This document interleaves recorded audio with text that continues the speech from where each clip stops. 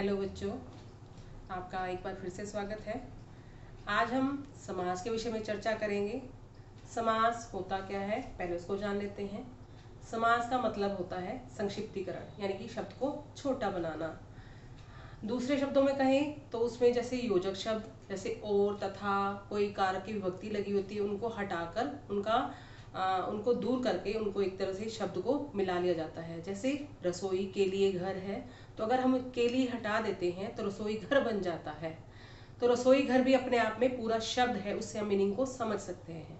अगर के लिए को हटा देते हैं तो उसका हम क्या कहते हैं, उसको हटाकर जो नया शब्द बनाते हैं उसको हम बोलते हैं समासपद। आज हम इसी विषय में चर्चा करेंगे। पहले हम जानेंगे समास होता क्या है। समास दो शब्दों के परस्पर मेल को, जैसे दो शब्द जब मिलते हैं तो उनका जो मिलान करते हैं, उनको मिलाते हैं, तो उसको हम समास बोलते हैं। जैसे मैंने अभी बोला रसोई के लिए घर, तो के लिए हटाकर रसोई घर बन गया। उसी तरह से राजपुत्र हो गया, राजा का पुत्र का को हटाकर राजपुत्र बन गया, उसको हम समास बोलते हैं।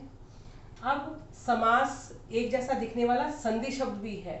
बच्चे इसमें कंफ्यूज हो जाते हैं कि संधि भी समास का ही दूसरा रूप है। ऐसा बिल्कुल भी नहीं है। समास दो शब्दों के परस्पर मेल को मिलकर बनाया जाता है, जबकि संधि है दो वर्णों के मेल से बनती है। उसमें स्वर संधि, विसर्ग संधि होती है, जबकि समास में ऐसा कुछ नहीं होता। समास में दो पद होते हैं, पूर्व पद और उत्तर पद, यानी कि जहाँ दो शब्द होते हैं, जो पहला शब्द होता है उसको पूर्व पद बोलते हैं और दूसरा होता है जो उसको उत्तर पद बोलते हैं।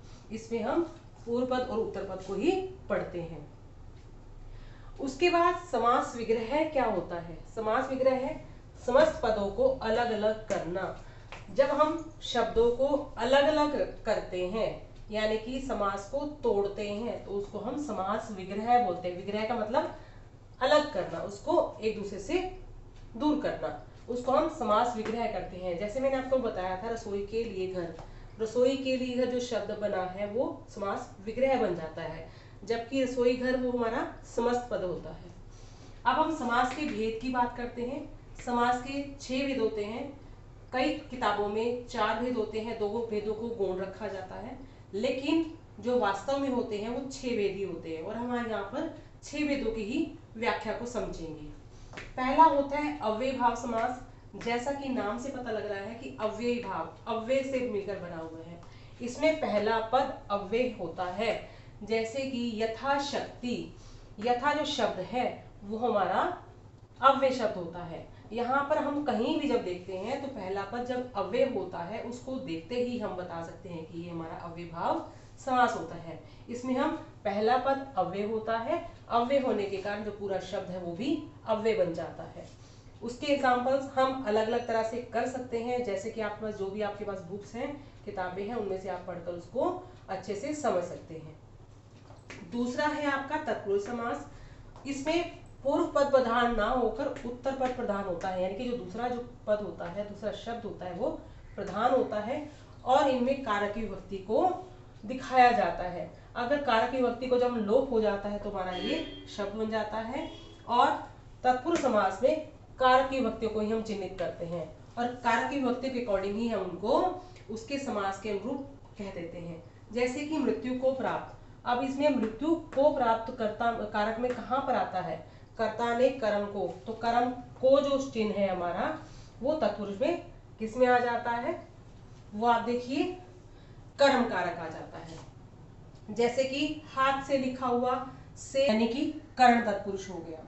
उसी तरह से हम कारक की विभक्तियों को देखते चलेंगे, उसके अकॉर्डिंग उसको हम पहचान लेंगे। उसके बाद आता है द्वंद्व समास, जहां पर दोनों पद प्रधान होते हैं, यानी कि दोनों ही समान रूप से ही प्रधान होते हैं। जैसे कि हम रूटीन की लाइफ में देखते हैं, जैसे दाल रोटी है, अन्न जल है, ये अपने आप में दोनों इंपॉर्टेंट है, एक दूसरे पे डिपेंडेंट नहीं है, कोई प्रधान नहीं कोई गौण नहीं है, दोनों अपने आप में ही प्रधान है। जैसे माता पिता, माता और पिता, इसमें जब विग्रह करते हैं तो उसमें और का चिन्ह आ जाता है। उसके बाद द्विगु समास, जिसमें पहला पद संख्यावाची होता है, जैसे कि चौराहा। चौराहा मतलब 4, इसमें समूह बनाते हैं हम। पहला पद जो होता है वो संख्यावाची होता है, और जब उसका विग्रह करते हैं तो उसको समूह के रूप में चिन्हित करते हैं। चौराहा 4 राहों का समूह, दोपहर 2 पहरों का समूह, उसी तरह से त्रिभुज है, 3 भुजाओं का समूह। इसी तरह से कई एग्जाम्पल उसके ले सकते हैं। उसके बाद कर्मधारय, इसमें एक पद विशेषण होता है, दूसरा विशेष्य होता है। जैसे कि नील कमल, हम और भी एग्जांपल्स ले सकते हैं, लेकिन इसको समझाने के लिए सिर्फ एक एग्जांपल ले रही हूं। नील कमल विशेषण किसको कहते हैं? जो किसी संज्ञा या सर्वनाम शब्द की विशेषता बताता है, और विशेष्य जिसके बारे में विशेषता बताई जाती है। अब यहाँ पे जो कमल है वो विशेष्य हो गया, क्योंकि कमल की विशेषता बताई जा रही है, क्योंकि कमल हमारी संज्ञा शब्द है, और उसकी विशेषता जो बताई जा रही है वो हमारा विशेषण शब्द हो गया, तो नील कमल हो गया। उसी तरह से पीतांबर है, पीला है जो अंबर, इसका हम करेंगे नीला है जो कमल, पीतांबर का पीला है जो अंबर। उसके बाद आता है बहुव्रीहि, जहां पर दोनों पद प्रधान ना होकर तीसरे की ओर संकेत करते हैं, यानी कि एक विशेषता हम तीसरे पर्सन की, थर्ड पर्सन की बात करते हैं, उसकी विशेषता के लिए हम बहुव्रीहि समास का यूज करते हैं।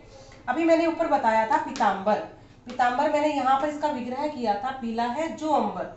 लेकिन बहुव्रीहि समास में जब हम इसका विग्रह करते हैं, पीला है जिसका अंबर अर्थात विष्णु, यहाँ पर हम जो संसार में विदित हैं, जो नाम प्रासंगिक है, हमें पता होते हैं, जैसे लंबोदर है, लंबा है जिसका उदर, यानी कि किसी के लिए नाम पर्टिकुलर हम जानते हैं। जैसे कि नीलकंठ है, नीला है जिसका कंठ, एक भगवान विष्णु, भगवान शंकर के लिए नाम दिया गया है। तो थर्ड पर्सन की बात करते हैं, अपने यहाँ पर उनका नाम नहीं है, लेकिन ये विशेषता है उन थर्ड पर्सन की, चाहे वो भगवान है या किसी व्यक्ति के बारे में होता है, तो वहां पर बहुव्रीहि समास होता है। अब इन दोनों में, कर्मधारय और बहुव्रीहि में अंतर बताया जाता है, जहां बच्चे ज्यादा कंफ्यूज होते हैं। क्यों होते हैं? क्योंकि कर्मधारय और बहुव्रीहि समास के जो एग्जाम्पल्स हैं, उदाहरण है, वो लगभग एक जैसे दिखाई पड़ते हैं। लेकिन हमें समझना यहाँ होगा कि जहां पर एक शब्द विशेषण और एक विशेष्य के रूप में प्रयुक्त होता है, या उसका विग्रह करते हुए नीला है जो कमल, पीला है जो अंबर, नीला है जो कंठ, अगर ऐसी बात करते हैं तो वो कर्मधारय होता है, यानी कि जैसे कि आप विग्रह करोगे उसी के अनुरूप हमारा समास का नाम बता दिया जाता है। बहुव्रीहि समास में हम तीसरे व्यक्ति की, जो यहाँ पर विद्यमान नहीं है, जो इस एग्जाम्पल्स में नहीं होता, तीसरे पर्सन की बात करते हैं, तो वहां बहुव्रीहि समास होता है। और हम उसको लिखते कैसे हैं? पीला है जिसका अंबर अर्थात विष्णु, नीलकंठ नीला है जिसका कंठ।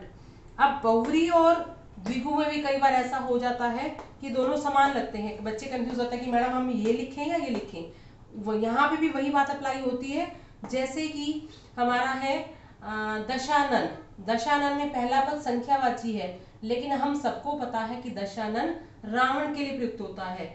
लेकिन अगर हम कहते हैं 10 सिरों का समूह, तो हम द्विगु कह देते हैं, लेकिन अगर कहते हैं 10 सिर हैं जिसके, तो बहुव्रीहि समास होता है। यानी कि हम कह सकते हैं कि जिस तरह से हमारा समास का विग्रह होगा, उसी तरह से हम समास का नाम उसके रूप में लिख सकते हैं। तो उम्मीद है आपको समास समझ आए होंगे।